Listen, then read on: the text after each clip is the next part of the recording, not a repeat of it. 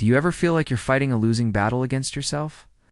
You set goals, you make plans, you start with a burst of energy, and then a few days or weeks later, you're right back where you started. That initial motivation evaporates, and the familiar comfort of procrastination takes over. It's a frustrating cycle, one that leaves you feeling weak and disappointed in yourself. You know what you need to do, but you just can't seem to make yourself do it consistently. If this sounds familiar, you are not alone.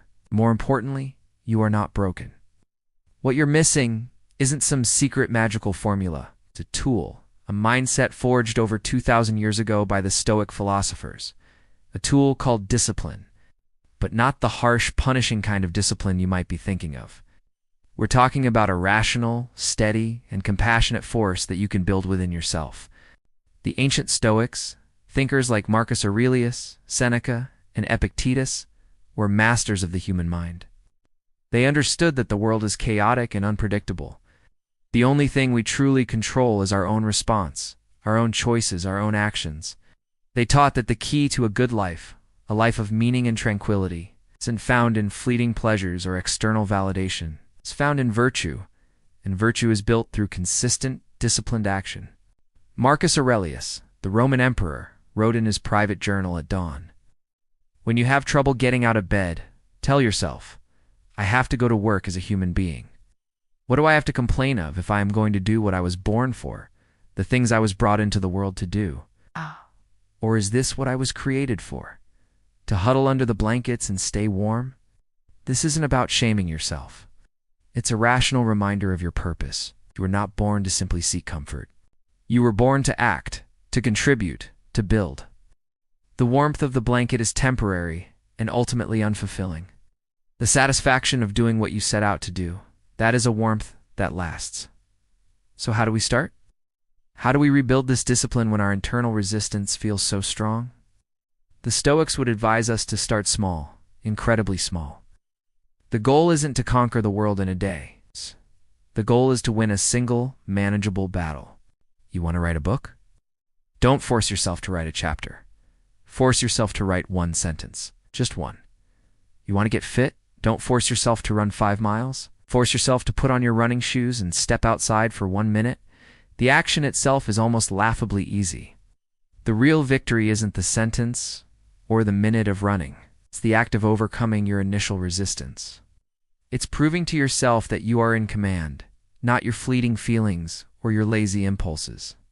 Epictetus, a former slave who became one of the most respected Stoic teachers, said every habit and capability is confirmed and grows in its corresponding actions, walking by walking and running by running. Therefore, if you want to do something, make a habit of it by taking that tiny, non-negotiable step each day. You are casting a vote for the person you want to become. You are laying a single brick in the foundation of a new habit. This is where the force comes in. It's not a violent, angry force. It's a firm, rational, and unwavering commitment. It's the parent telling a child they must go to school, even if they don't feel like it, because it's for their own good. You must become that wise and disciplined parent to your own mind. Your mind will offer 1,000 excuses. I'm too tired. I'll do it tomorrow. It's not that important. One day off won't hurt. Your job is to listen to these excuses, acknowledge them without judgment, and then calmly do the thing anyway. Tell your mind, I hear you. I understand you feel tired. Nevertheless, we are going to put on our shoes and step outside for 1 minute. This act of separating yourself from your feelings is a core Stoic practice. Your feelings are just suggestions. They are not commands. You have the power to choose your actions regardless of how you feel. This is true freedom. Let's think about the resistance. Where does it come from? Often it comes from being overwhelmed. We look at the mountain we want to climb, and the sheer size of it paralyzes us. The Stoics teach us to focus only on the present moment, on the step directly in front of us. Marcus Aurelius reminded himself, don't let your imagination be crushed by life as a whole. Don't try to picture everything bad that could possibly happen. Stick with the situation at hand. So when you face your task, don't think about the entire workout, the whole book, or the entire project.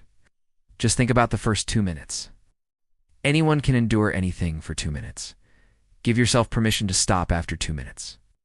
what you'll often find is that starting was the hardest part. Once you're in motion, Newton's first law takes over. An object in motion stays in motion. That first difficult step breaks the inertia of inaction. Another powerful Stoic tool is to reframe the struggle. We tend to see discipline as a punishment, a chore. But what if you saw it as an opportunity? An opportunity to build character, to prove your strength, to honor the commitment you made to yourself. Seneca wrote that difficulties strengthen the mind as labor does the body. When you feel that resistance, don't see it as a sign to stop. See it as a sign that you are in the gym for your soul. This is your workout. This discomfort is the feeling of your willpower getting stronger. Every time you choose the disciplined action over the easy one, you are making a deposit into your self-respect account. You're not just building a habit, you're building a new identity. You're becoming someone who does what they say they will do. Imagine two versions of yourself a year from now. One continued to give in to feelings, to procrastinate, to stay under the warm blankets. They are in the exact same place, or perhaps even further behind, filled with regret and self-doubt. The other version decided to force themselves, gently but firmly, to take that one small action every day. One sentence became a paragraph, then a page. 1 minute of walking became 5, then a jog, then a run. Each day was a small victory, a small confirmation of their own power. A year of these small, consistent efforts doesn't just lead to a finished book or a healthier body. It leads to a transformed person, a person who trusts themselves, a person who is not a slave to their moods, a person who is disciplined, resilient, and free. This is the path of the Stoic. It's not about being emotionless or perfect.